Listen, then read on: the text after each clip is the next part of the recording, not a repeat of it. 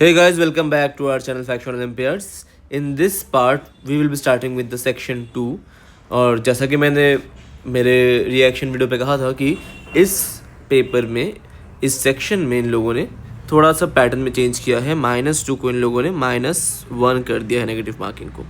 ठीक है, तो एक बार इस पार्ट के क्वेश्चंस को देखेंगे। सेक्शन 1 का जो पूरा 4 क्वेश्चन है पेपर 1 के, वो सारे अपलोडेड है, वो जाके आप चेक कर सकते हो। ये है सेक्शन 2। अब सेक्शन 2 का जो फर्स्ट क्वेश्चन है दैट्स ऑन एटॉमिक स्ट्रक्चर।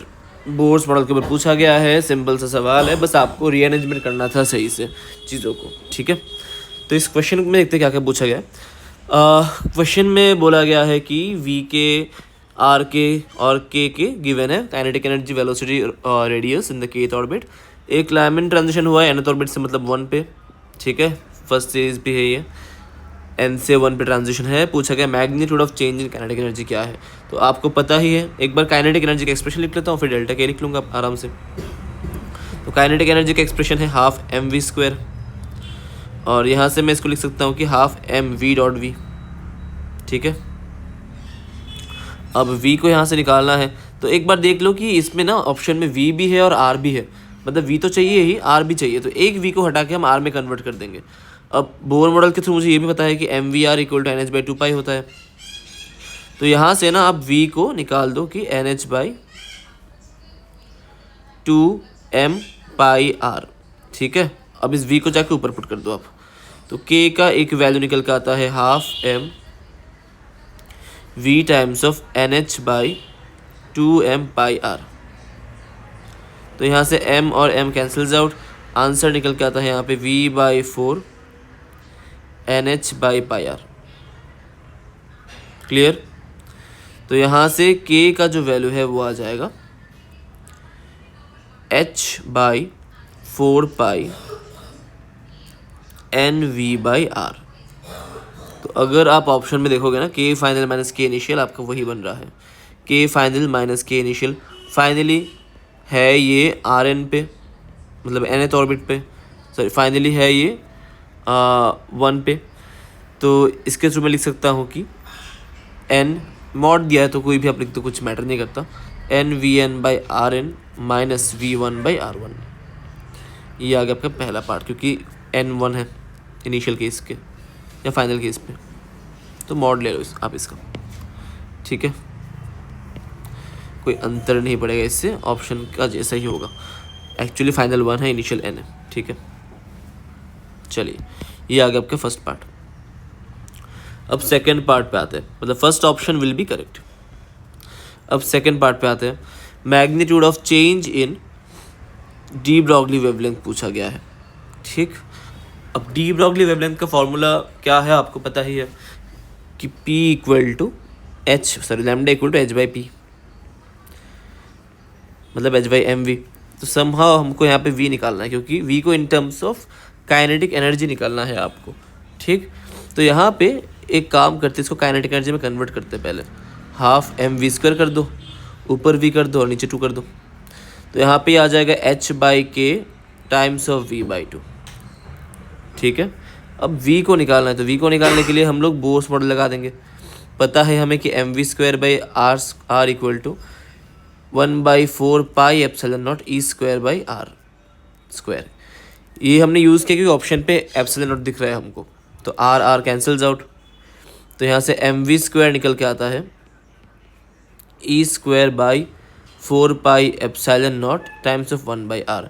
अब यहाँ से r को हटाना है, तो मुझे ये भी पता है कि mvr = nh/2π होता है, तो यहाँ से r निकल के आ जाएगा nh/2πmv। तो इसको जाके पुट कर दो आप, mv² = e²/4πε0 2πmv/nh।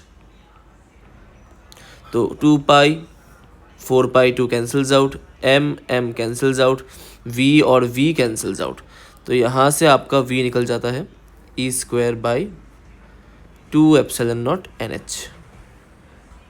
ठीक है, अब क्योंकि v निकल चुका है मेरा, v का एक्सप्रेशन मुझे मिल गया है, अब v को जाके आप ऊपर लैम्डा के एक्सप्रेशन में पुट कर दो।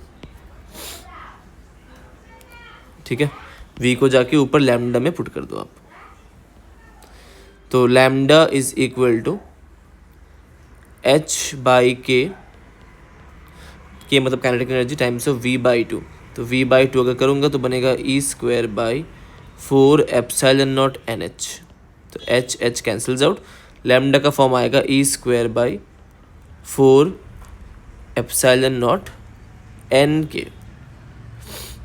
और अगर आप ऑप्शन में देखोगे वहाँ पे n मिसिंग है, क्योंकि nth ऑर्बिट पे तो डेफिनेटली n आना चाहिए ऑप्शन में, करेक्ट, बट यहाँ पे n मिसिंग है। तो मैं बोल सकता हूँ कि सेकंड में अगर यहाँ पे कुछ n होता, k n इंटू n होता तो सही हो जाता। तो इसलिए B option is false, correct. चलिए अब सी पे देखते हैं। सी पे देखने से पहले मैं सीधा डी को भी एलिमिनेट कर सकता हूँ आई थिंक, क्योंकि डी का जो टोटल एनर्जी पूछा है ना, हमें पता है कि total energy is minus of kinetic energy, और ऑप्शन में आपको दिख रहा है कि काइनेटिक एनर्जी जो हमें मिला था उसका डबल दे दिया गया है, तो डी भी एलिमिनेट हो जाएगा। ठीक, अब फ्रीक्वेंसी को निकालते हैं। फ्रीक्वेंसी यहाँ पे हमारा बन जाएगा, देखते हैं एक बार, एक सेकंड यही पे कर लेते हैं, इसका रीजनिंग मैं थोड़ा साइड में लिख देता हूँ। फ्रीक्वेंसी मैं इस सेट सॉल्व कर लेता हूँ, ठीक है। फ्रीक्वेंसी क्वेश्चन में क्या दिया है, एमिटेड एडिशन का, तो ये हो जाएगा e by h, delta e by h basically.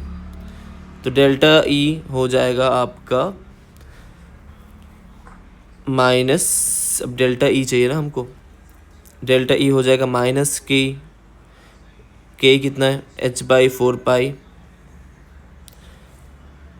N v by r इस फॉर्म में आता है, ठीक है, मतलब एनर्जी का जो फॉर्म है इस फॉर्म में आएगा बाई एच। तो एच कैंसल्स आउट, तो ये फॉर्म में आता है 1/4 pi n v by r, ठीक है।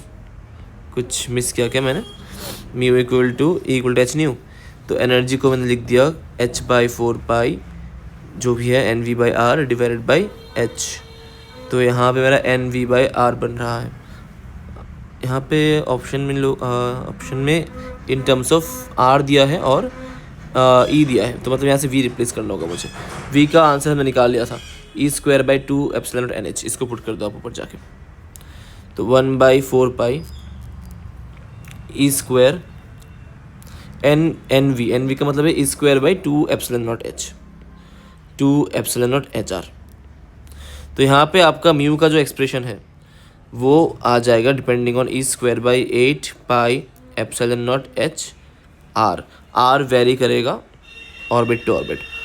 तो e square at 8 pi epsilon naught H तो कॉमन आ जाएगा, बाकी बचेगा 1/R1 माइनस 1/Rn, सही है, ये फॉर्मेट आ चुका है। तो आ गया आंसर सी।